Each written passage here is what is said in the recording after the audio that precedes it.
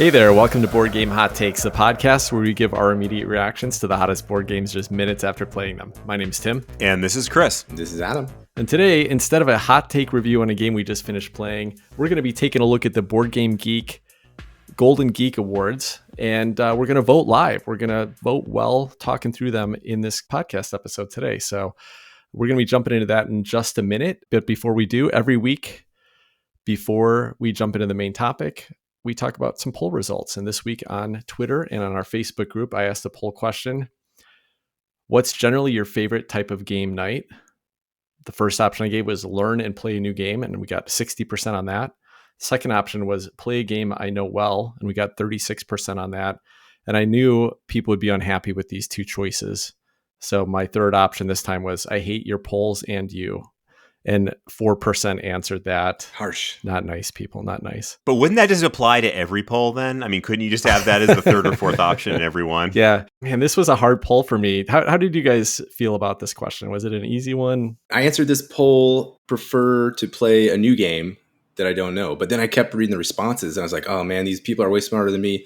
I'm going to pick both A and B. And a lot of people said a new game to start off the night where your brain's fresh. And then you go to a familiar game to finish the night, something that's, you don't have to stretch your brain and twist it around and it's something more familiar. It's going to be something you can cruise through. So I like that whole combination flow. But yeah, on the poll, I put learn something new. What about you, Chris? I feel kind of lame saying this, especially because I'm a co-host on a podcast about trying new board games.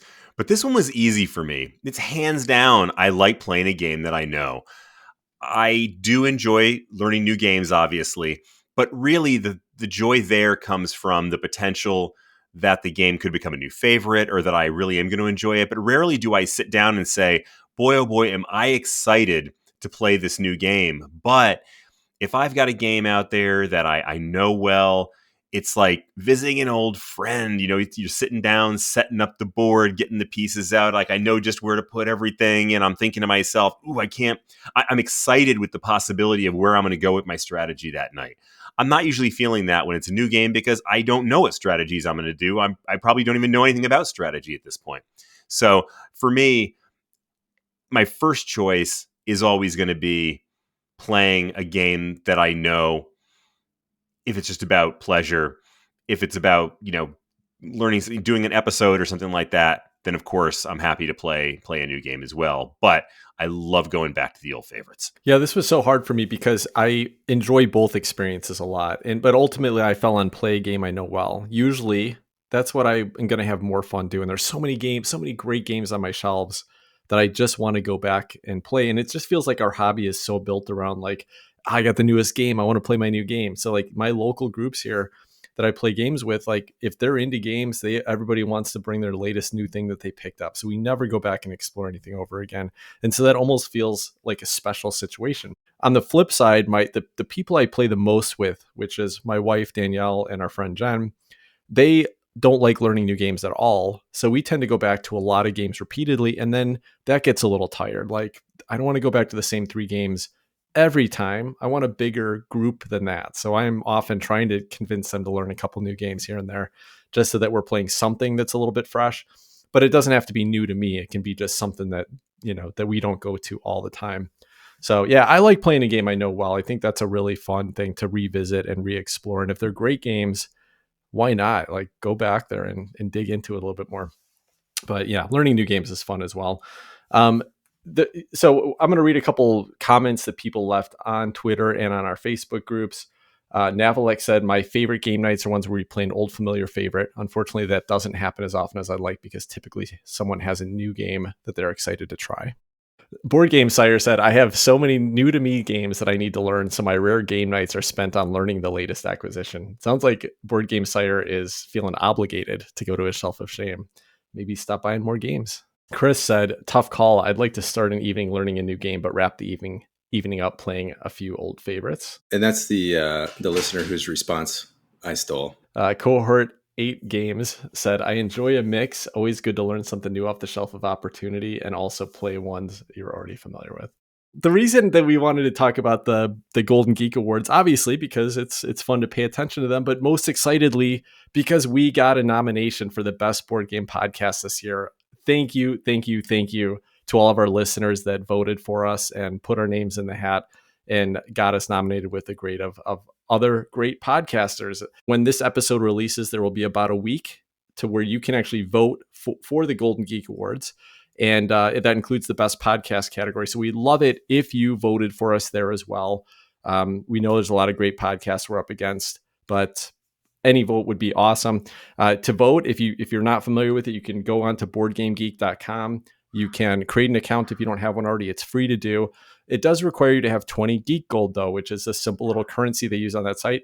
If you need Geek Gold, just drop me a private message, hit me up on social media, or email me at tim@boardgamehottatakes.com, and I'll be happy to send you the Geek Gold on Board Game Geek so that you can go on vote. Really would appreciate it if you voted for us, but thank you to everybody that already did. It's just an honor to be on this list at all. Let's jump in. We're going to go through the list of categories that the Golden Geek Awards has listed, and in most cases, it's 10 games that are nominated for that category, and then it allows you to rank them from 1 to 10. So putting, the ones that you think are the best are number 1 and going down the list to number 10. For the podcast category, I think it's actually 15. So a few of the categories, they said they added more than 10, maybe because there was ties. Some have less just because they didn't have enough nominees for that category. So we'll go into them really quickly, kind of just talk about the ones that we're voting for, the ones that we're excited about. What do you guys think about this award series? Have you voted for the Golden Geeks prior to this year? I have voted for the Golden Geeks prior to this year, and I think it's fun. I think it's nice for the community to be able to get together and put some recognition out there for new games over the past year or new whatever over the past year. So, of course, it's imperfect. There's the popularity contest aspect to it. At the end of the day, I think it's fun, and it's going to give recognition to some games at a very minimum, some very good games at a minimum. I voted as well, and I think it is a lot of fun. I have to admit, there is a weakness to it, and that is that in movies, for example, it's real easy for someone to go out there and see a whole bunch of movies and then judge which ones they think are the best. But unfortunately, with games, it's not quite as simple because, for one, you have to find people to play them with. And for two, you have to get your hands on a copy of it. So like when I was looking at these, I found that I was limited by the games that I'd actually played. And some people play tons and tons and tons of games. We probably play more games than average. But, if I have played 1 out of the 15 games, I'm going to vote for the one that I played, assume that I actually liked it. And that's a bit of a weakness. But Tim, what about you? What do you think? Yeah, I agree. I've, of course, voted for this for the last several years, but that's always the problem. It always feels a little icky to me that you're voting just for the couple that you've played, regardless of how they are actually quality-wise to the other games, because you have no idea. And so, that's what kind of poll this is, right? Or that's what kind of award ceremony is. It's a community award, but part of that is going to be driven, like you said, by popularity. But what does popularity come from? Partly, maybe it's, how big the publishing company is, how much they can market it, Yep. how many review copies they can get out in front of people.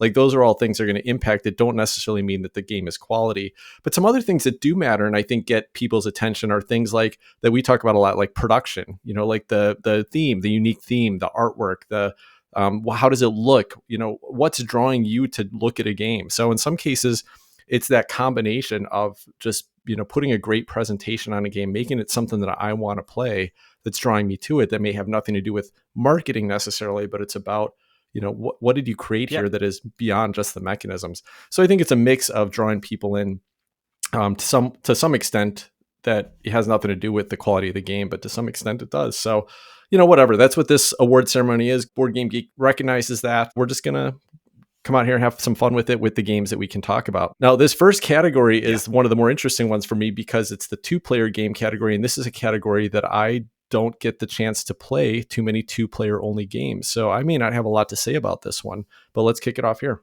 In the 2-player category, you're right, Tim. This one was interesting. I don't have much experience with a lot of these games, but I have a couple of things to say about a few of them. Boop is one of them. And unfortunately, the name and the art is just a turnoff right there. I think I've heard about this game, and it's supposed to be a really good game, but it's called Boop. That's embarrassing. Not only is it called Boop, but it's lowercase b, and there's a period after it. I know, right? It's going for a certain type of demographic. Caesar Sees Rome in 20 Minutes is Paolo Mori. I'd like to try this one at some point. I was close to buying it. relatively lightweight war game, ancient Rome with Palomori unique twist on it. I think that's fascinating. I've tried Caper Europe. It's on BGA. If you guys haven't tried that one yet, it was more of a flirt. I didn't really get to know it, but we left each other and parted ways. We haven't talked since. I might go back to Caper Europe, but so far, no. Marvel Dice Throne. I assume that's like the other Dice Thrones, except with Marvel characters, but I have to admit, haven't tried it.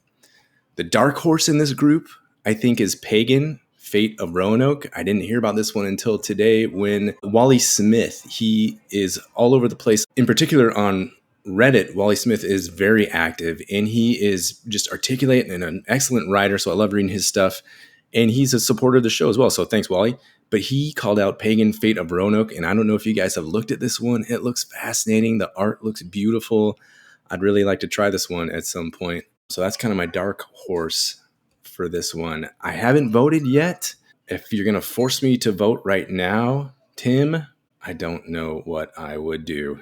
So would you guys vote on ones that you've never played? Because I think that that's a line that I will not cross. So how do you feel about that? Yeah, I agree with you, Tim. I haven't played any of these, to be honest. So, well, I played Caper Europe, and I'm not going to vote for it. So.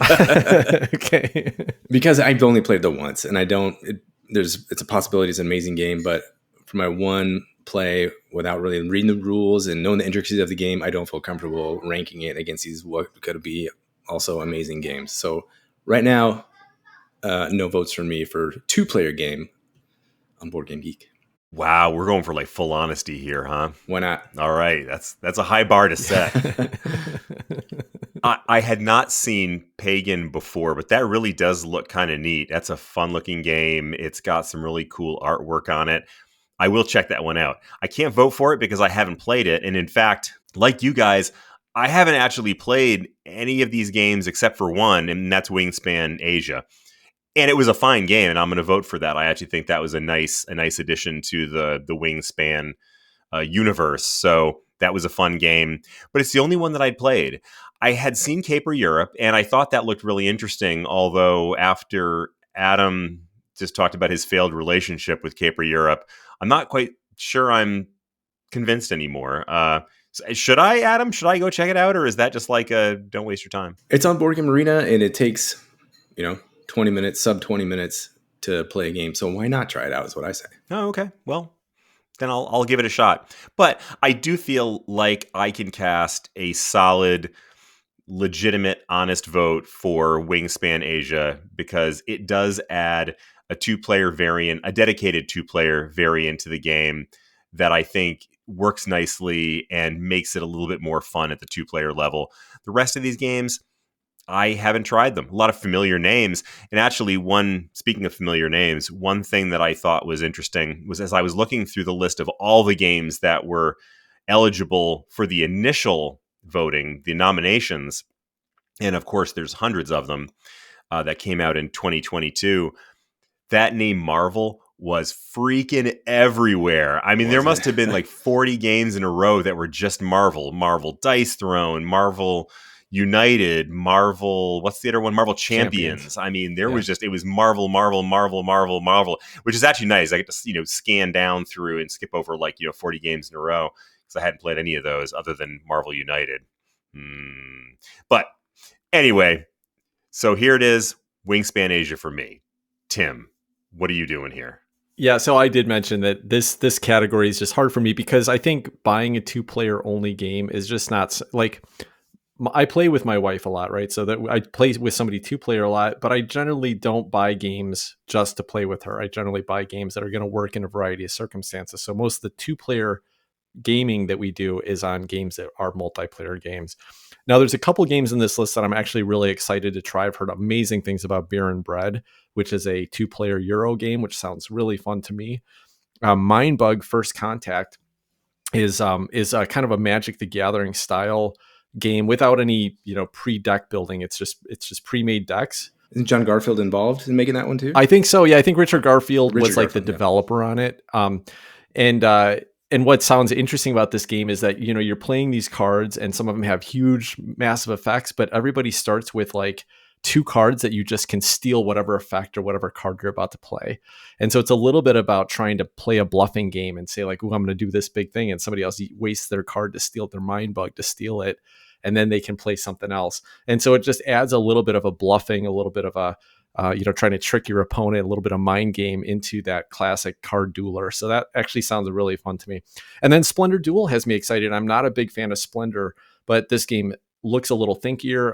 It's got an interesting spatial relationship, it seems, with the way that you collect the resources in it. So I don't know. It sounds fun to me. And I'd also like to try Undaunted Stalingrad. I still haven't played any of the Undaunted series, which we've talked about before here. So, a few that I would like to play here, none that I would ever buy. So it's just going to come down to really, does somebody else introduce me to it? And that happens once in a while, but not this year. I've got no votes. In the 2-player category, not off to a great start here, but let's jump to the next one. Next category up is artwork and presentation. And there's 2 games here in particular I'm going to talk about because I own them and I can speak semi-intelligently. That's a stretch there, but I'm going to speak about them anyway. For first place on this one, I put John Company 2nd edition. Whirly Gig Games is pumping out some amazing product. I've talked about this one on the show before. Haven't actually got it played. I've got it spread out all over the table and checked out the components and organized everything. The map is just incredibly beautiful. Over on the right side, it's India. You've got this little elephant showing where the events in India are going to occur. You've got these, I think they're called fortresses that stack, and there's a little cap on those. And then you can put a little flag on top of those. That's an amazing piece of production there. The dice are beautiful. The cards are beautiful. The player mats are beautiful. Just the components of any Whirly Gig game, but in particular, John Company 2nd edition, absolutely outstanding. The board itself is laid out with this red ribbon that guides you through the round if you can figure out how to do those actions. I've heard one time through, and it'll make a lot of sense. But one time for me with house under renovations and babies running around, I couldn't make it. So I need to go back to this one. But it is beautiful. That's John Company 2nd edition. And second place, a game I love tons and is beautiful to look at, Wonderland's War. We talked about that one a bunch on the show, but it is also beautiful and a joy to look at. So this was a category that I actually was really excited about because I love good art, and there's lots of games in here that has some really fun art to look at. And it actually gave me an opportunity to make a vote that really felt like, I don't know, it did my heart good because it's a game I really don't like, but man, does it have good art. And so I was able to put forward like I don't know, it cheered me up a little bit. Can you guess what it is? Merchants of the Dark Road. Yep. Merchants of the Dark Road. I actually gave it my number 1 because I remember playing that game and being so unhappy with the gameplay, but being so enthralled by the art and the world building there. So I actually rated that as my number 1 because I really, really did enjoy the art in that. My number 2, I gave to Wonderland's War because the Manny Tremblay art in that game is also absolutely phenomenal. I didn't think it was quite as unique stylistically, or maybe not stylistically, but thematically, I actually liked what was happening in Merchants of the Dark Road a little bit better. So that's why, but Wonderland's War was a close second. Number 3, I gave to My Father's Work, which is a game I haven't played, but I have looked at the artwork. It's actually one of the games on my relatively short list for really want to play. Whether I'll get it played or not, tough to say because it is such a heavy lift, huge game, needs the app, probably not going to be playing it online. But it just seems like a fascinating game. And the artwork is, in keeping with its theme, kind of dark and brooding and old school horror movie. And I love it. I think that's great. So that was my number 3. Number 4 was a recent play of ours, Endless Winter Paleo Americans, which did a great job, I thought, of walking that kind of fine line between cartoony and realistic. And sometimes a particular cartoon-ish art style works for me, and sometimes it doesn't. This one really did, and I loved the art in Endless Winter Paleo Americans. It has this kind of, I don't even know how to describe it, but it's this very angular faces and, sort of harsh lines. And I thought that was really nicely done. And the white, snowscapes, it was a cool background to work against. And then my number 5, which is the last one that I voted for here because that was the last one that I felt strongly about, was Return to Dark Tower. really nice art. Nothing phenomenal, which is why, as much as I like that game, and you'll be hearing this game come up again in my discussions, as much as I like the game and as fine as the art is, it's not particularly unique, but they did a very nice job. It's very functional. It assists the game, and it creates, especially on the app, where you're interacting with the screen and things are popping up all around you. There's a lot of neat stuff happening, and I think it's very serviceable and makes an enjoyable game even more enjoyable, if not particularly exciting art-wise. No, see, I would have thought artwork and presentation, I consider that to also be things like the tower and like the minis. And so I kind of expected you to rate this a little bit higher, Chris, but I could see reading that title, artwork and presentation, being more about just the, kind of the illustrations, the art related elements of the game. Yeah, I took it strictly as art, which I don't know if that was what was intended or not. I would have thought artwork and production maybe. So I don't know, maybe I misinterpreted the question, but I stand by my answers. Cool. This was probably the easiest category to get some fun votes in, because you don't even have to have played a game to look at it and see, what it looks like, how it stands out to you. And so I feel pretty good about voting even for a few games that I haven't necessarily played. I voted for 12 of the 15 games on here, 3 of them that I just haven't taken that close of a look at. And so I didn't really feel like I had anything to say about it. My number 1 was Everdell, the Complete Collection. And I think what you have to remember here is that the Complete Collection includes everything Everdell. So everything Andrew Bosley ever did, his best work was the Everdell critters, these anthropomorphic critters and the beautiful boards and all of the cards and everything like that. And nothing beats that in this entire set. So that was my number 1. Wonderland's War came in a close second, though. Beautiful, cool art by Manny Tremblay, which you guys have already mentioned. And then my number 3 was a game I haven't played, and that's Flamecraft, which is a game I don't even have that much interest in playing, but it's so adorable. The artwork on it is these little cartoonish dragons walking around town baking bread, and I just think it's beautiful. I'd like to try it sometime just to see if the gameplay does anything for me, because I think the game just looks awesome. Endless Winter was my number 4, same reason Chris said. Number 5 was Foundations of Rome, which is a game I haven't played. It has almost no artwork, but has this polyomino game made out of huge plastic mini buildings, building Rome. And you just can't not look at that presentation and be like, wow, I kind of want to be playing with those big toys. Tool had a couple games on this list, Weather Machine and Carnegie, which I put at number 6 and number 9, just because his artwork and his presentation, his graphic design is always awesome.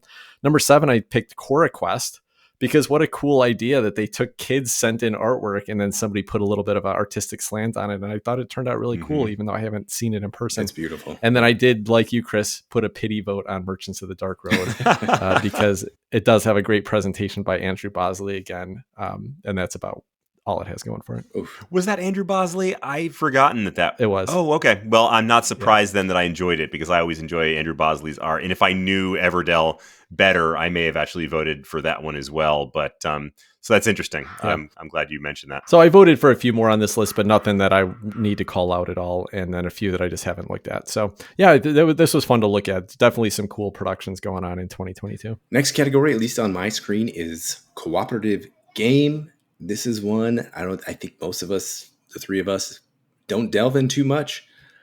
There was one experience I had with Paint the Roses when it was on Board Game Arena, and I was interested and I was ready to get into it. And then Tim guessed the answer on turn 2 and the game was over. So that's all I know about Paint the Roses. What's going on? I'd like to play that one some more because it seems pretty interesting. A little bit of deduction element in that one. It seems fantastic to me. That's all I know about. I've heard a lot of good things about Oathsworn, but I have not done any votes on Cooperative Game. I did make one vote in Cooperative Games. Like you said, it's not surprising that we wouldn't be expressing really passionate feelings about these, as we're just generally not cooperative game people. But I am a Return to Dark Tower person. And this is where Return to Dark Tower came in, is a shining example for me. It may not have won on art, but it is a clear winner in terms of cooperative games. Not only is it the cooperative game that I have played, but it is one of the few cooperative games that I have just come back to over and over and over again, like Cthulhu Death May Die is one of the other ones. And I just love playing this game. And it's actually probably the one that has gotten my family gaming the most often, at least me and my son, because this is the one game he will come to me and say, Dad, let's bust out Return to Dark Tower and play it. So I'm probably a little biased just because, who doesn't love playing with their kid or having their kid come to them and say, let's play this game. Great game. Absolutely deserves a number one on that one. And that's not even counting the phenomenal production. Two other ones that are very interesting to me, but I couldn't vote on because I haven't played them and I don't actually know that much about the mechanics. ISS Vanguard, because Awakened Realms always does interesting things with co-op storytelling games. And the other is Frostpunk, which I honestly know almost nothing about other than it seems to cover some thematic territory that I don't see done often enough and sounds actually really neat. So I wish that was in the art category. It looks like it has some neat art, but haven't played either of those two games, so I couldn't vote, but they're ones I'm interested in looking into further. This is just a category that I don't play a lot of games of. I don't generally like cooperative games very much. And so we don't cover them on the show very often, and I don't choose to play them as long as I can help it. There is one game on this list that I played, which is Return to Dark Tower, and I honestly didn't have a lot of fun playing it co-op. I did think that the competitive mode was a little bit more interesting to me, so I couldn't, in good conscience, give it any kind of rating because I don't know how it compares to the other co-op games. But there are a couple on here that I actually am interested in trying out. One is Oathsworn Into the Deepwood, which feels very much like a Frosthaven type of dungeon crawling experience, but a little bit unique, cool production. I don't know. The things I've heard about this game really sound cool. And then Frostpunk, which sounds like a very punishing survive in the future type of game with maybe Euro mechanisms. I'm not really sure, but I kind of get the sense that it's a lot of like working hard to collect the resources you need to survive. And that seems more interesting to me than most cooperative types of style games. So those are a couple I wouldn't mind trying at some point, but most likely I will not have played any other games on this list in the next few years would be my guess. Man, getting those resources to survive. That's the kind of thing Adam loves. I want to try that one. Outlive, but cooperative. Come on, Adam. Oh my goodness. Well, we don't cooperate very well, but we do expand a bunch. So I feel like this next topic, expansion, oh, what a horrible segue that was. We'll have a little bit more interesting to say about, at least I do for sure. Some of the interesting ones on this list for me, On Mars, Alien Invasion. I thought that was kind of goofy. I saw this when it was announced. You have On Mars, the Vital Lacerda game, which is a relatively hard science game. And then you have this expansion that's like, oh, now there's aliens coming to Mars. So I thought that was a little goofy. Parks Wildlife, I haven't checked that one out, but that's interesting to me. I'm a big Parks fan. I expect Root, the Marauder expansion, to win this one overwhelmingly just because of the following that Root has. And I'm interested to hear if you've tried that one, Chris. I know you have your Root clan that you play with. The ones I did vote for on this were the two Dune Imperium expansions. Dune Imperium Immortality got the number one vote. I really liked the Talaxau creepy stuff and a couple new additions there that I feel like open up the game tons in some very interesting ways and introduce some new synergies. And then my number two vote was The Rise of Ix because it pairs so nicely with that Immortality and the base game. I like all those three combined to make a super game of Dune Imperium. Those are my two votes from the expansion category. Who doesn't love expansions, right? I do. And I voted for a few of these because I actually had played a few of these expansions. And I felt like most of the ones that I had played were actually pretty good. So Dune Imperium Rise of Ix, I'm with you on that one, Adam. That was my number one. And the reason why that was number one is because I feel like that is almost essential for Dune Imperium. I maybe not absolutely essential, but it definitely is a huge improvement on the game. I would always choose to play with Rise of Ix if I have it available to me. So definitely number one. Parks Wildlife, that's another one that I voted for. That's my number two. And I feel like Parks is one of those games that starts to feel a little samey after, several plays. And so having those bits of new material, then variations that you can throw in there do add a nice variation. So it keeps that game a little bit fresh. So if I don't play it for a little while, I can always bust out a couple of new expansions and it feels like a new game again. Wingspan Asia was my number three. Already talked about that one. Good, solid expansion. Nothing earth-shattering, but it adds a nice variant to the game, in particular, the two-player expansion. And I struggled a little bit with Dune Imperium Immortality because I didn't 100% love the expansion when we played it. But I think that it definitely added variety. And I don't think it added variety necessarily in a way that was bad. I didn't particularly love it. But I imagine that if I was playing Dune Imperium more frequently, I would probably appreciate having that variety in there. And so I'm sort of extrapolating out to what I would think if I was playing this game more often. And I think I probably would learn to like it more than I currently did or do after that one play. So I did give that one a vote as well. That was my number 4. Nice. Yeah. I played 6 of these 12 expansions here, and I think they were all worth a rating. So I'm going to go through those really quickly. Number 1, Dune Imperium Rise of X. Absolutely agree with Chris on this. It is an essential. I just taught this game to a couple new people last week who happen to love it, but I taught it with Rise of X, and I think it worked great. It didn't add too much overhead. I didn't include the Immortality expansion because I thought that just adds more mechanisms to teach and are just less essential, as Chris mentioned. So Dune Imperium Immortality is actually ranked number 5 on my list of expansions here, even though I enjoyed it. Rise of X was definitely a number 1. It made a great game perfect. My number 2 was Viticulture World Cooperative expansion. And this took a game that I already really like and made a cooperative experience that I actually really love. This is one of 2 co-op Euro style game experiences that I've had. One was the co-op version for Orleans and then with Viticulture World. And both of these are very, very fun experiences. It takes the base mechanisms of viticulture and adds some just really, really interesting, fun things that you're doing, even though you got to work cooperatively with other people. Really enjoy this one. And so this is my number 2. I thought it was really groundbreaking. Number 3 was Everdell New Leaf. Everdell is one of my favorite games. New Leaf is fantastic because it takes this tableau builder with a huge stack of cards, and the designer James Wilson found a way to actually add a bunch more cards in there without diluting this deck that cares about comboing off each other and chaining off them. And I love the variety it adds. It also adds a couple other different modules that are all really fun to play. I might be a little biased here. I was a play tester on this expansion, so I had a lot of plays with it even before it was finished in development.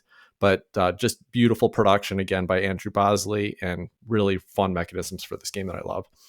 Star Wars Outer Rim Unfinished Business was my number 4 here. I like Star Wars Outer Rim, but it does get a little stale fairly quickly. There's not a ton of content, and this basically doubles the content. It doubles the number of cards, the characters you're going to see, the characters you can play, and that's awesome. It's almost necessary for this game. But the other thing it does, it adds a really cool new mechanism where instead of just going towards 10 reputation, each player is dealt kind of given unique goals they have to pursue in the game to win. And so that makes it a lot more fun instead of just like pushing for those reputation points. So I think this is a really great expansion. If you like Outer Rim, if you like the Star Wars universe, and you're going to pick up Outer Rim, you got to check out this expansion. So I mentioned Dune Imperium Immortality is my number 5. And then number 6 was Parks Wildlife, which I think is a perfectly great expansion. It added more content, which that game needed if you've played it a lot. So it just adds more variety. It's kind of a more stuff expansion with some minor additional mechanisms.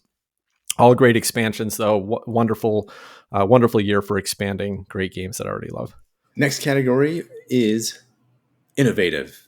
And there was a few on this list that we've already talked about, a couple that we haven't that I'm going to highlight that I've heard a few things about. Turing Machine. This game sounds pretty neat to me. It's got these punch cards similar to what they used to use at the beginning of computer programming era. So these analog physical punch cards, they put in this machine and little rods would go through. And if they could make it through, that did some sort of activation on the computer.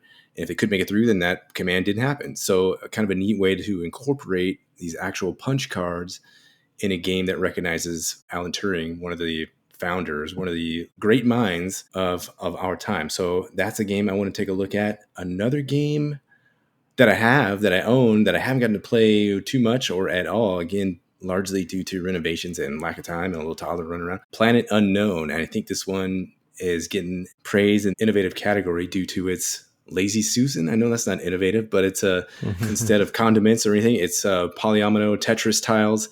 You're spinning these around to the ones that you want, and then you can grab that and put it on your board. And you're also giving your opponents a chance to pick from wherever this Lazy Susan ends up to. So maybe you can see that you're indifferent between tile A and tile B, but if you go with tile B, that's going to give your opponents no good tiles to help them out fill in their planet.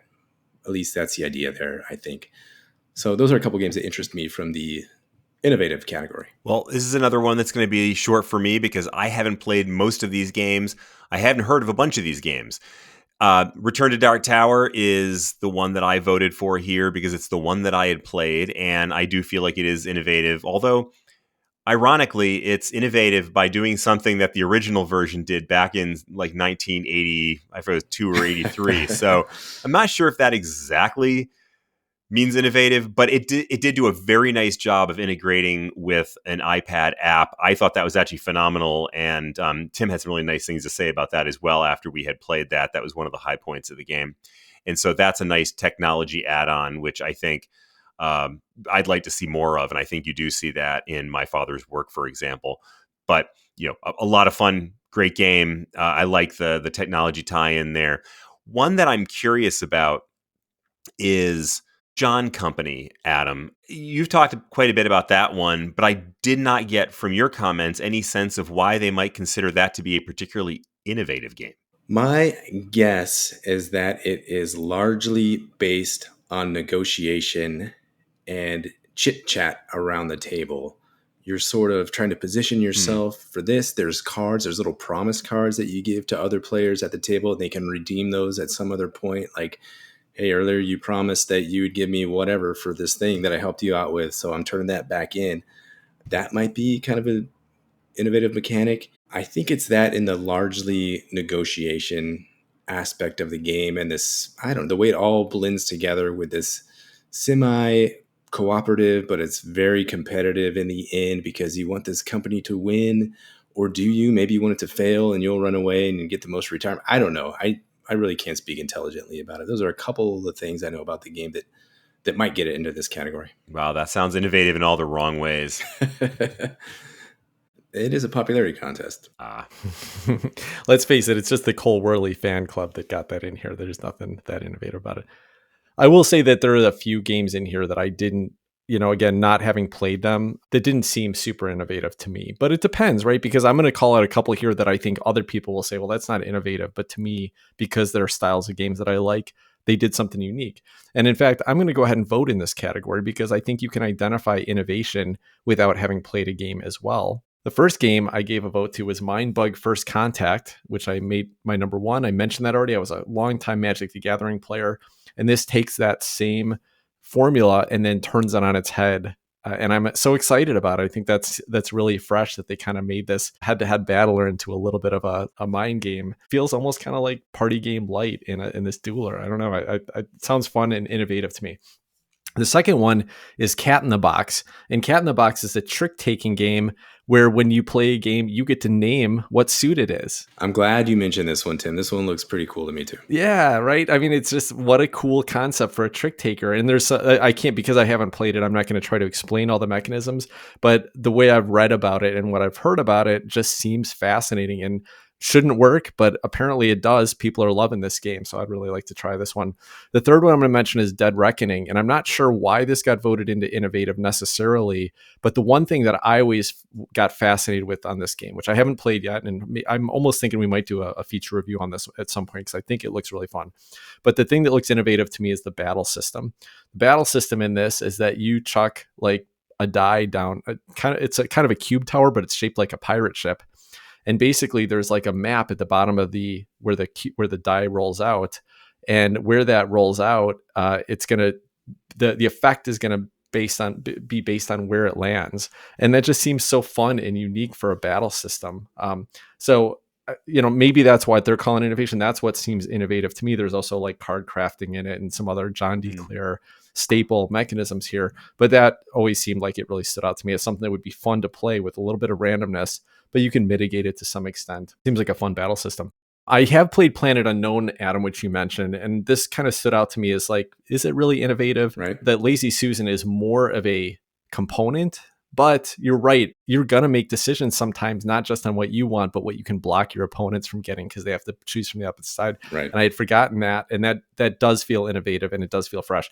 If you have this game, Adam, you should definitely bust it out and try it at some point. It's very fun, kind of mid-light engine builder, tile laying game. I had a lot of fun playing it the one time I played it. And then number 5, I did play Return to Dark Tower with Chris, and he mentioned it. And I think obviously, yes, it is just, it's redoing the formula of something that had been done years ago. But I think the most important innovation here is how well that physical component linked with the digital app. And I think it works great. They did a really fantastic job of making it work seamlessly, never let the technology get in the way of the fun that the gameplay had to offer. So yeah, I think there's some innovation there. The order on Board Game Geek has light game of the year, medium game of the year, and heavy game of the year, but we're going to save those for the end and build up the excitement, kind of like the best movie and best director, actor, actress. And we're going to skip those for now and move on to Party Game. And this one's going to be tough for me because I don't do many party games.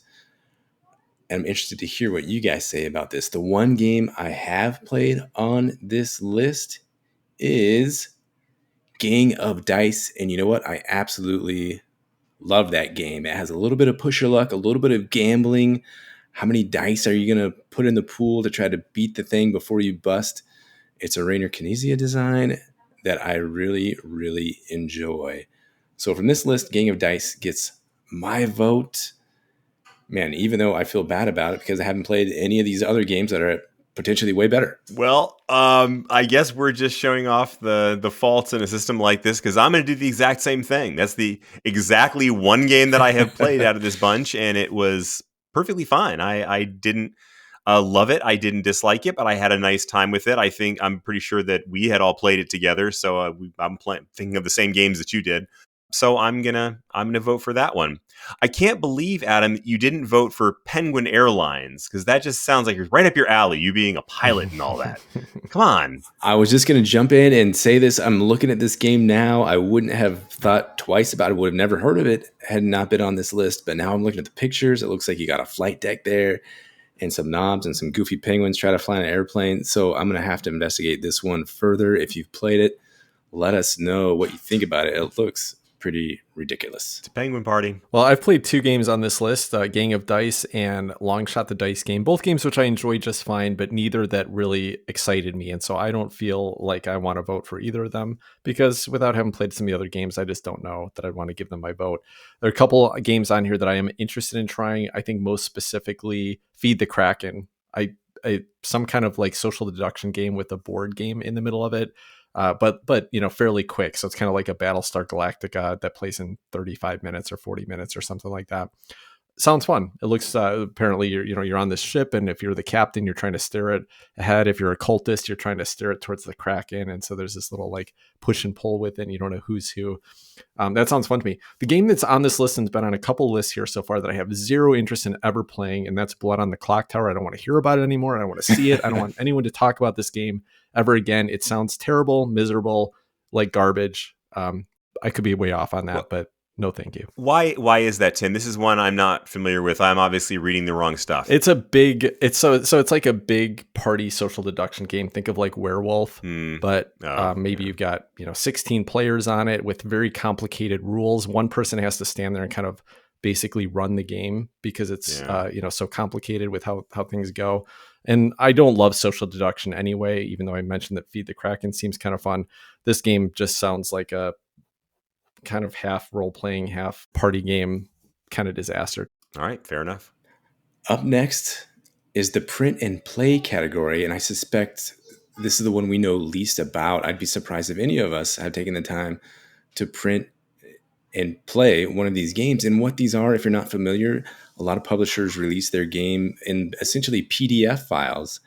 And what you can do is go check them out. Sometimes you pay a fee, sometimes not. Sometimes they're just free. Print them out on your printer, laminate them up, read the rules, and you've got yourself your own little board game. And lots of times these go on and get picked up by a publisher and become a huge game. So this is kind of like the fledgling games. I think this is a fascinating category. And I'm going to keep my eye on these. I haven't played any of these, and I've heard very little about any of these as well. So I'm interested to hear your guys' thoughts. I haven't voted for any print and play games. Well, sorry, print and play, but I'm going to have to take a pass on this one because I haven't played any of these either. And honestly, I cannot ever see myself playing a print and play game, unfortunately. Maybe that's just a unfortunate bias, but that's where I'm sitting. Yeah, printing out my own components and making them. I've had to do that for prototyping for playtesting, both prototyping and playtesting in the past.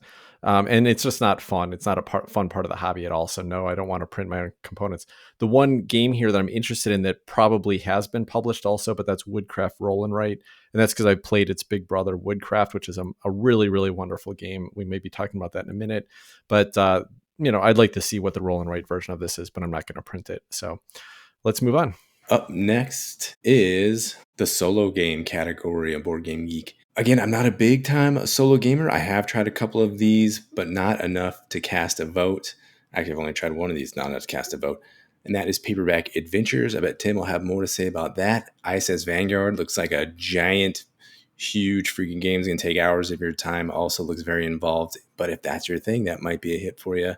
That's all I know about any of these games. Did not cast a vote in the solo game category. Well, I'm going to keep that string of bummerness going by having the same answer. I did not vote for any of these because I haven't played any of these either. Although Paperback Adventures, I have heard absolutely nothing but great stuff about. Tim, from you and from others, and it's one of those ones on the kind of perennial gotta try it list because it sounds like a lot of fun. I'd love to try it. Frostpunk also, I had mentioned before, sounded like an interesting game to me, at least thematically. I don't know a lot about the mechanisms, but you made it sound so delightful. Dying in the snow, let's try to stay alive. But I still want to try it. Still looks cool. And ISS Vanguard, I would probably be more inclined to try ISS Vanguard, except I have other games by Awakened Realms that I would play solo that it just, it's such heavy, maintenance heavy games that I'm wondering if this one would be more streamlined. I should look into that because, it would be nice to have one of those types of Awakened Realms story driven games that's not quite as heavy as some of the others. So interesting stuff here, but none of it that I've actually played, so I did not vote in this category either. So I've only played Paperback Adventures in here, and it absolutely gets my number one vote. It is one of the best solo games I've ever played, one of the most fun games I've played ever, and it's probably sitting at 1 or 2 on my top solo games of all time list. So Paperback Adventures is great. If you're a solo player, check it out. Really, really fun. A couple others I'd like to check out: Siege of Valeria by Glenn Flaherty, who is he's a content creator, and this was his first board game design he got published. And it's kind of a tower defense type of game, card-driven tower defense game in a fantasy setting. And I watched a little bit of a gameplay of it, and it looks really fun. So I would like to try this one out. And then Resist also looks like a nice little card-based solo game, I think by Pandasaurus. But in any case, also looks fun for some reason. Not sure why. Sometimes I think just presentation gets to me and components look cool. So those are a couple I'd like to try out. Probably will Siege of Valeria for sure. Not sure about the others. Yeah, Tim, Resist looks great. I'd like to try that one too, and I've heard good things about it. But for now, on to the next category, Thematic Game. One game that's on here I haven't tried yet. You guys, at least one of you have, Votes for Women. I think that's an interesting choice here. But the number one game, at least that received my number one ranking for Thematic Game, was Wonderland's Lore. The way the designers have incorporated Lewis Carroll's characters into this game, and it's got the different regions. You've got the Cheshire Cat on there. You've got Alice going the other way, opposite way around the tea party than the other characters. All these Humpty Dumpty and familiar bedtime story characters that you grew up hearing about. They're all in this game, and they're used in a way that's very thematic and makes a lot of sense if you know their backstory. So Wonderland's War gets number one for me here in Thematic Game with no other votes cast. I cast a few votes in this one, even though there's some games in here I had not played. And I took a little bit of liberty with this one because the way I interpreted this category was more about theme than it was about, say, gameplay combined with theme. I'm not sure if that's right or not, but that's what I did. And so I felt like I could comment on the theme in games I hadn't played. My ratings, I did 6 in this category. My number one was Nemesis Lockdown. And the reason for that, although I have not played Nemesis Lockdown, is that I really like the Nemesis universe. The Nemesis system, as in the base game that I've played and that we have all played together, I think is absolutely phenomenal. It's intense. It's incredibly thematic. It's very story driven. yet at the same time manages to keep a really interesting tension between the co-op and the semi-co-op version of the game, or nature of the game. And if this game is anything like the base Nemesis, then I know it's a variation, I shouldn't say base. It's not an expansion, but if it's anything like the original, then I think that would be phenomenal. Number 2, My Father's Work. I think it's a really neat idea that I have not seen done, or not seen anything done particularly similar to that. And I'd love to try it. Won't talk more about that because I've already said a bunch on it. Votes for Women. I'm dying to try that game. That was my number 3, and I'm looking forward to playing this one. I believe Tim is going to be handing it off to one of us at Sedona this coming weekend, so we'll get a chance to give that one a shot, and I'm really looking forward to that. Wonderland's War, a great game and a great theme. I do appreciate, like Adam said, the fact they've taken some very familiar characters and put them in a very unfamiliar but very entertaining set of scenarios. And that gets a number 4 vote in my book. Number 5 was Return to Dark Tower. Great theme, along with great production. And number 6, Frostpunk, which I've also mentioned a few times, I think has some really cool theming happening there, some really great production and artwork to go along with that theming, and another one that I would really like to try. So lots of good stuff happening in thematic games in this category. This one makes me pretty enthusiastic.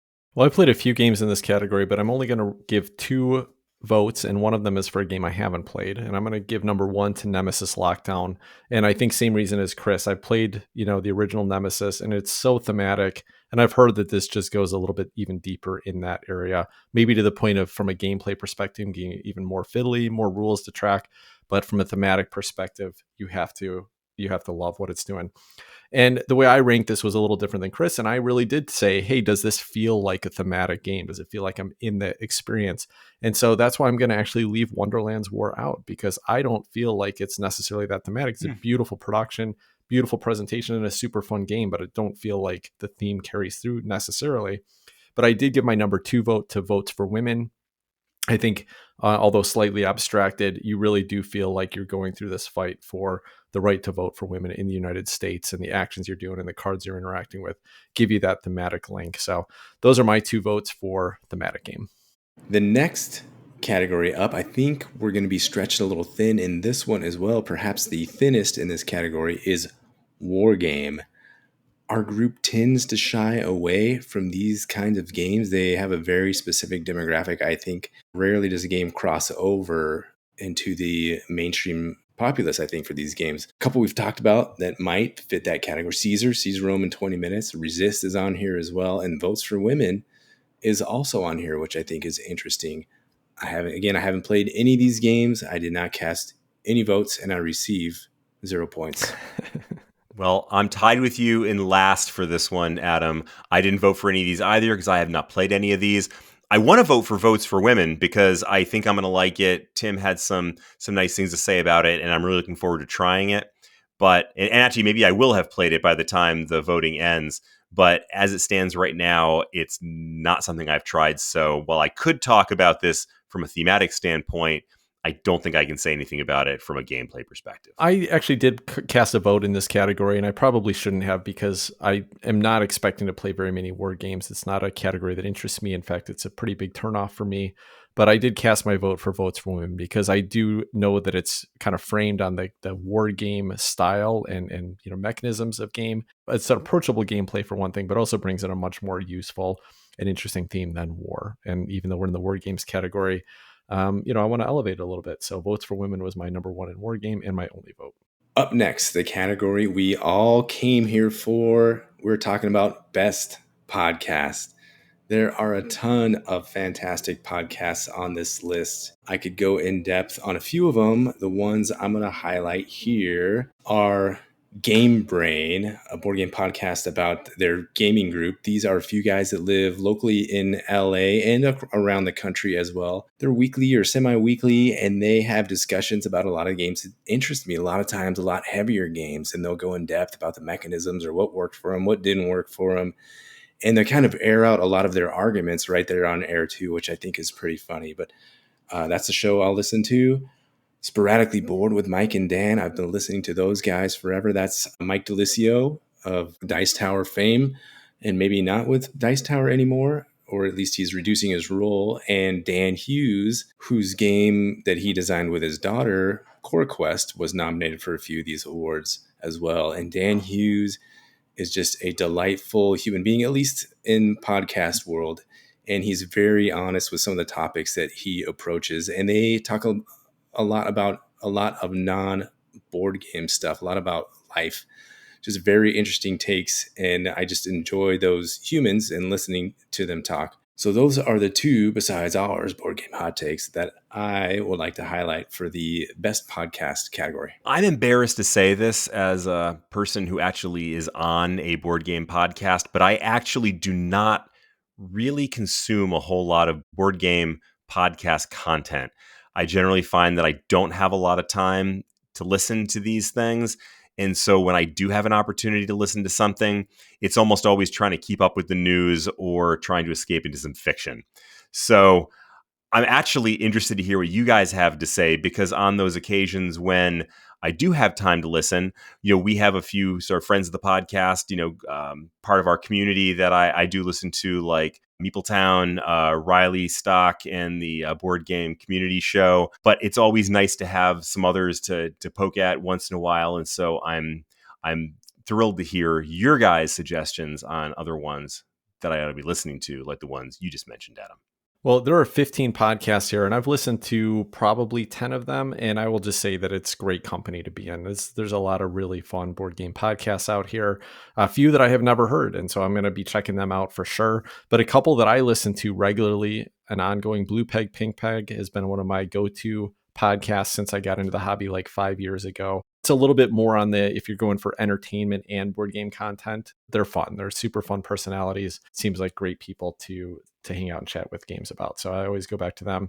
Board Game Blitz is Crystal and Ambi's show, super short 30-minute podcast, but they're just energetic and just enthusiastic and jump in and talk about several games in a very short time period.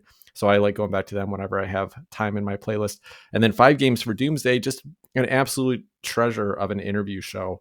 He does some other content on there as well, but when he does his interviews, I just love the format of this interview show. The idea that he's presenting to the guests, Doomsdays happen, you have to pick 5 games that you're going to go into a cabin in the woods, and that's all you get the rest of your life.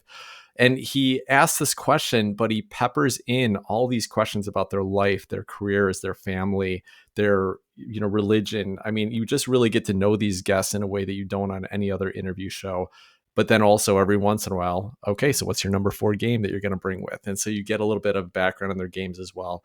So I love 5 Games for Doomsday, and several other shows on this list that I've listened to sporadically or occasionally, but all great productions, and a few more that I've never heard that I can't wait to go and check out now, because what a cool list of shows. So, I mean, just again, amazing to be in such great company, but also love to see so much great board game content out here in the podcast world right now. These sound like so much fun. I need to get a commute again. It's not worth it, Chris.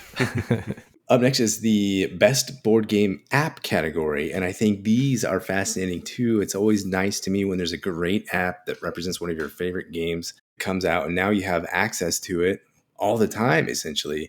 So some of these in the past, one that Chris and I always play and that's fantastic is Through the Ages, A New Story of Civilization. Fantastic app there. These are not nominees. These are just apps that I use. There's Star Realms, fantastic app. The Race for the Galaxy app is amazing if you like that game. Another app I've been using recently, there's a Capital Lux 2 app. Yeah, Chris is already shaking his head at me. No surprise there. I don't think you can choose the different bonus rewards. It's just the standard, I think the B tile set, the one that's in the base Capital Lux. So that's out as well. I haven't played any of these apps, I'm sad to say. Oh, I have played. I played Hero Realms. And it was It's like compared to Star Realms. I'd take Star Realms any day over Hero Realms. I know what Chris is going to say. He says, give me that undo button, but that's for weaklings.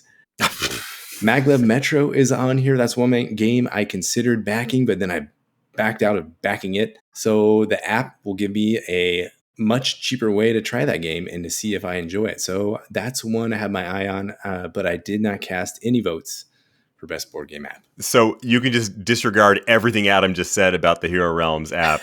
That was nonsense.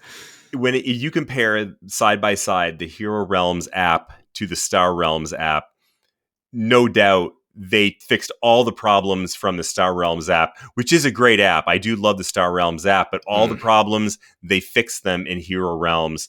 For example, with the addition of an undo button, which Star Realms is in desperate need of. Of course. But I really do feel like there are two flawless apps that I play, and they're the ones that Adam mentioned. Through the Ages, which is not up for nomination right now, so I'm just throwing it out there out of love for the app. In Hero Realms, which is up for nomination and got my vote, and is, again, like I said, a flawless app for what it does. I think it's wonderful, nicely done, wise Wizard Games. I haven't played the others, so that's the only one I voted for. You guys spent a lot of time talking about apps that are not on this list for an awards ceremony. So I'm going to keep it focused here, and we're going to talk about games that actually are on this list. Tim's going to keep it focused for once, huh? Okay. Focus. I have played 2 of the 8 on this list, and I think they both deserve recognition. Both fantastic apps. The first is the Everdell app, Everdell being one of my favorite games. And this is a great app implementation, beautiful animation in there where your little workers are different woodland creatures and they're moving around while they're waiting for you to pick where they're going. Really easy to use on a tablet, a little small to use on a phone, but great app implementation of a fairly complex game. And then Hero Realms, I had to call out. Now, this may have made my number 1, except for the beating that Chris gave me on it today, which just knocked it down to number 2. But no, it really is a good app, and I think the way that in this game, how you kind of have an ongoing, like, your character can be upgraded over time. And it's really cool how it tracks that progress and gives you different choices, branching paths on what upgrades you do for the character. It's been really fun to explore this game with Chris through the app. I still prefer Star Realms of the 2 as a game itself. And I think I would never own the paper version of Hero Realms. Well, I would with Star Realms, but from an app perspective, I think Hero Realms is great. And I'm glad you called out Maglev Metro, Adam, because it's a Ted Alspec design, and it just looks really fun. And I didn't even realize this existed until today when these awards came out. So I'm going to be downloading this and definitely using it on my next airplane ride or trip, and give it a shot, get a chance to play it a little bit. You're going to let me know if it has online play. Multiplayer. Yeah. We can play against each other. That'd be great. Sounds good. Yeah, especially if it has an undo button. Yeah. It's one I'd heard about too. The game, not the app. But that sounds like it'd be fun. All right, on to the juicy categories. First up is Light, Game of the Year. There's a handful of games on here that, again, I know nothing about that I'm going to have to try. I think Rear Window with Jimmy Stewart on here might be one I have to take a look at. Oh my! This is a lot more like Sean Connery than Jimmy Whatever it is, I love it. This is a game by Prospero Hall, and it made the finals for Light Game of the Year. And I have to look at it now. Alfred Hitchcock, this is one of my favorite movies. If you haven't seen it, go check it out. It's got that old school pacing and tension to it. It's a fantastic movie. There's a couple I know that you guys are going to talk about, so I'll save those. I want to highlight Trekking Through History as well. I played Trekking the World.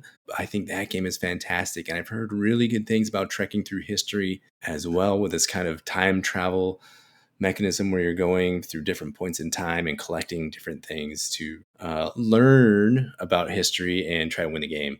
Oh, I want to mention Acropolis 2. That's also available on Board Game Arena at the moment. So that's another one I'd like to try. My sentimental favorite is going to be Trekking Through History. I don't think it will end up number 1, but that's what I hope ends up at number 1.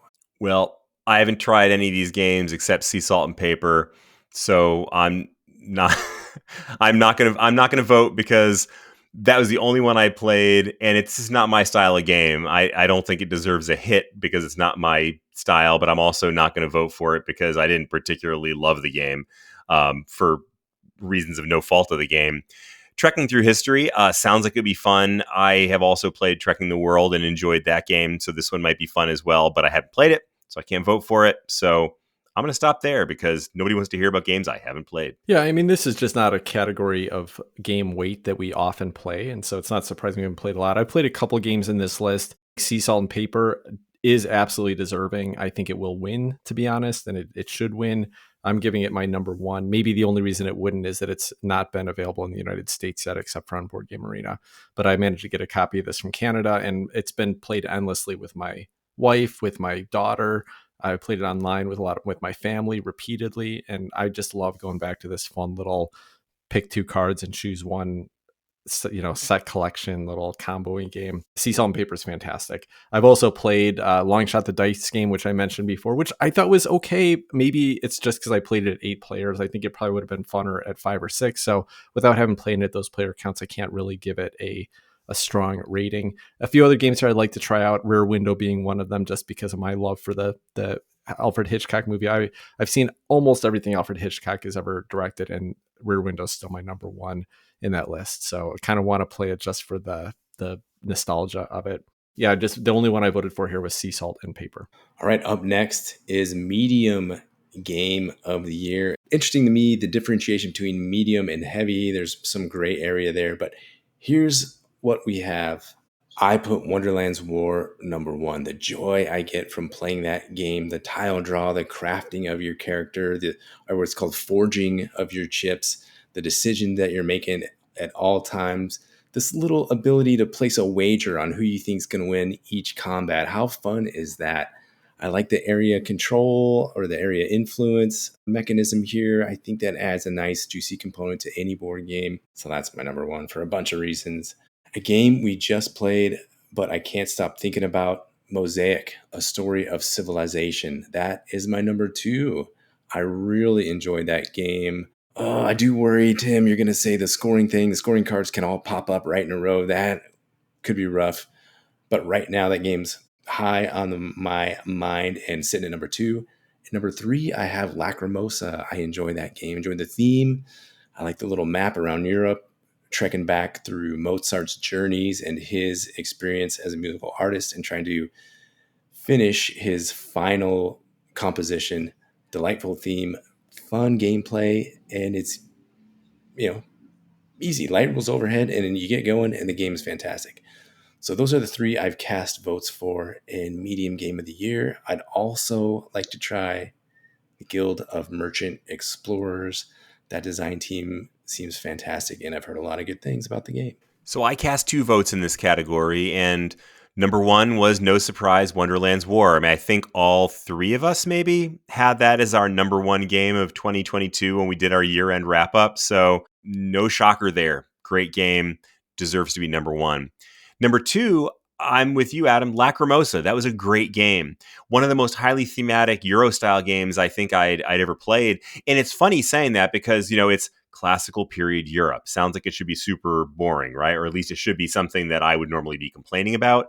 But throwing in the Mozart aspect of it, and you're writing music and not farming and raising sheep, and all of a sudden you've got this fascinating version of that same period that I think is just amazing. I love that game. I think if I'd actually played it, which I haven't yet, Clank Catacombs would be somewhere on this list. It could be number one for all I know.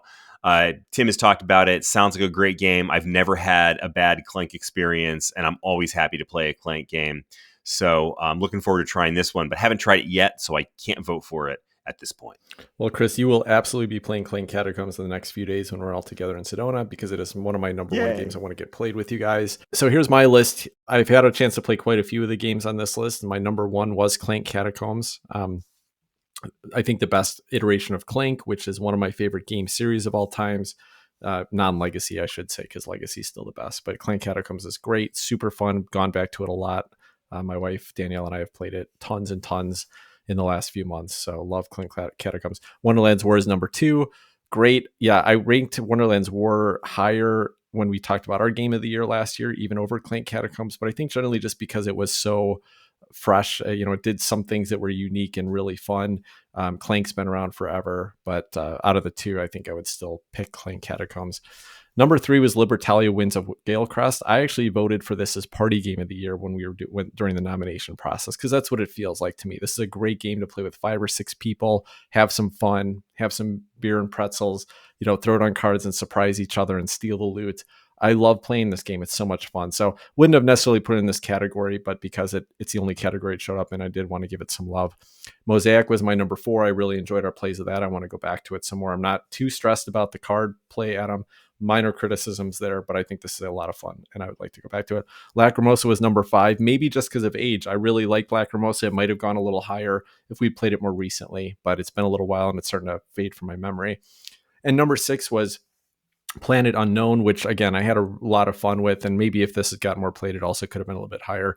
The one other one on this list, 2 others that I'd like to try. One is First Rat, which sounds like a fun, kind of light resource management game, and Ottawa, which is a new Uwe Rosenberg. And his games are hit and miss with me. Some of them I love, some of them I'm just okay on. Not sure where this one's going to fall, but I'd like to give it a try. All right, the final category for the Board Game Geek Awards that we're going to talk about tonight is Heavy Game of the Year. And there aren't many, again, that I've played on here. Well, I don't know, 4 or 5. So let's see here. I know Great Western Trail Argentina has been getting a lot of hype. That's one. Great Western Trail OG doesn't really do much for me, so I've avoided that one intentionally. I missed out on Endless Winter Paleo Americans when you guys had a chance to play that. Revive, we've talked about wanting to play. I haven't played that. There's no digital implementations that I know about yet, so I don't know how we're going to play that one. Tyledum, I expect to be playing that here in less than a week. Tim's going to force that one down our throats. We have played Wayfarers. I thought it was okay. I haven't cast a vote yet for that one. So what does that leave? Carnegie, we've played that on Board Game Arena as well. And, it was all right. I guess didn't do much for me either. So yeah, at this point, guys, I haven't cast any votes for Heavy Game of the Year. I don't know, maybe I'm just fading away from this heavy genre, or maybe, none of these games do it for me. I have limited time. I want some rules that I can learn quickly. I want to be able to get the game out there quickly. I want to jump into it and start taking turns and understanding what's happening rather than dive into these systems and learn about this and learn about that. And then, okay, 4 or 5 games into it, I'm finally seeing my way through this game and a strategy develop and some comfort with the game.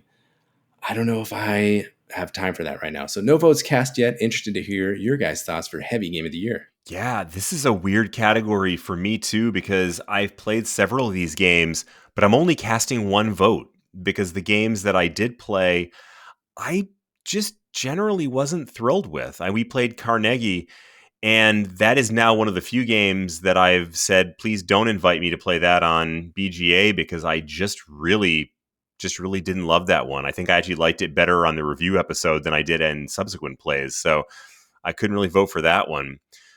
Great Western Trail Argentina. Actually, that one is one that I'd be interested to try, but I haven't played it yet, so I can't vote for that. We had played Wayfarers, and that game really, really, really didn't hit for me, so I can't vote for that one. So I am casting my one and only vote, thankfully. Thank goodness for Endless Winter Paleo Americans, because it is my one vote, and it is one that I think really does deserve a good vote on this one. I know that's going to be our prize game for SedonaCon, right? Yeah, that's right. Yeah. So a great game, lots of fun. I'm glad it's in there, because I hate to have this really big, meaty, exciting category and not have anything I felt enthusiastic about. So thank you, Endless Winter Paleo Americans. This was the most exciting category for me. I think this is just a fantastic list of games, but I also think it's really interesting the difference between medium games and heavy games on this list. Were so close in some cases. I would have rated some of these as medium games and some of them as high games, but they basically go on the BGG weight rating, which is community decided. And like Endless Winter, I would have put in medium. Carnegie, I definitely would have put in medium.